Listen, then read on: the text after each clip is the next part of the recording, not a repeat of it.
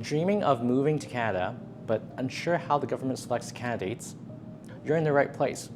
Canada uses a points-based system called the comprehensive ranking system to choose skilled immigrants. If you want to maximize your score and boost your chances of getting that invitation, keep watching. Hi everyone, I'm Mark, your immigration consultant at Caerus Immigration, based here in Vancouver. I help newcomers navigate their immigration journey, and today, I'm here to help you understand the express entry system. Think of CRS like a competition, where candidates are ranked based on their points. The higher your score, the better your chances of receiving an invitation to apply for permanent residence. But what exactly goes into your CRS scores?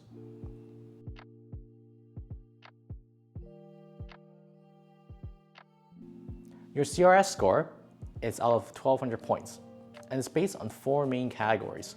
Let's dive into each one. You'll be assessed on things like age, Canadian work experience, level of education, and language proficiency. Your score also depends on whether you're applying alone or with a spouse. You earn points based on your age, but only if you're between 18 to 45. If you're between 20 to 29, you'll get the maximum number of points. And after you're 30, your age points begins to decrease. Points are also awarded for Canadian work experience from the past 10 years. You can earn up to 80 points if you're applying by yourself, or 70 points if you're applying with a spouse. Your level of education plays a huge role, and the points you get depends on the type and quantity of educational credentials you have. If you have a foreign credential, you'll also need to get an educational credential assessment to ensure that they count towards your CRS scores. Points are awarded based on your proficiency in Canada's official languages, English and French. You'll need to take an approved language test to claim these points, which assesses your skills in speaking, listening, reading, and writing according to the Canadian language benchmark. Under spouse or common law partner factors, if you're applying with a spouse or common law partner, their qualification can also boost your CRS scores. They'll be assessed on their Canadian work experience, level of education, and language proficiency. Spouses can earn up to 40 points, depending on their skills.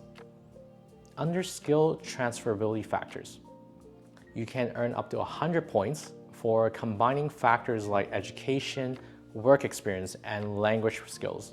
Here's how it works. For example, you can earn points under this factor for the following education center combination factors, including having at least a post-secondary degree and good language proficiency or Canadian work experience. For having a certification of qualification in your skill trade and good language proficiency, you can earn up to 50 points. Certificate of qualification are issued by a provincial, territorial, or federal authority and prove that you can work in the skilled trade within Canada. Remember, you can only claim points for one combination within each category, so it's all about the best fit. Under additional factors, here's where you can rack up big points, up to 600 points for things like having a sibling in Canada who is a Canadian citizen or PR, completing a post-secondary education in Canada, knowing French, having a provincial nomination, which pretty much guarantees you an invitation to apply. But remember, starting in spring of 2025, candidates will no longer get that extra points for job offers. Now that we know how CRS works, let's talk about how Canada selects candidates.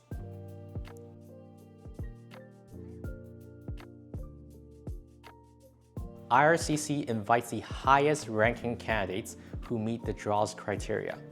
These draws can be general draws, where candidates are eligible for any of the 3 express entry programs, program-specific draws, for specific programs like the Canadian Experience class, and category-based draws. These are for candidates in specific categories, such as French language proficiency and certain occupations in agriculture and agri-food, healthcare, science, technology, engineering and math, trades, and finally, education. If your CRS score meets or exceeds the cutoff of these draws, you'll get an ITA. And if there's a tie, IRCC uses a tie-breaking rule and invites a candidate with the earliest profile submission dates.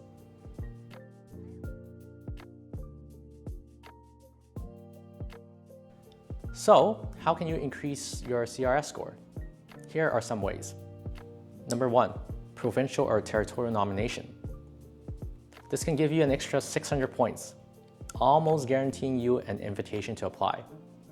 When you create your profile, you can indicate interest in specific provinces or territories. Some streams are passive, meaning they'll consider you automatically if you meet their criteria, while others require you to apply directly to the province or territory. Second, improving your language skills. Improving your language skills is one of the easiest ways to boost your CRS score. You can retake the language test as often as you need, and the higher your proficiency, the more points you can earn, especially if you combine that with French.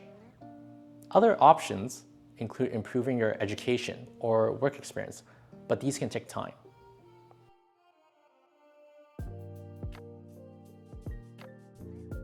Even if your CRS score is low, you still have options.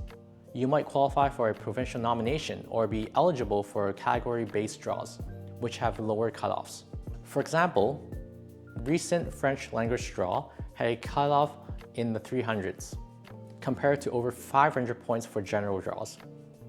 There's nothing wrong with entering a pool with a lower score and working to improve it over time. Here are some final thoughts. Now that you understand CRS system and how to maximize your points, you're one step closer to your dream of moving to Canada. And if you find this video useful, be sure to like, subscribe, and share. Thanks for watching. I'll see you in the next one.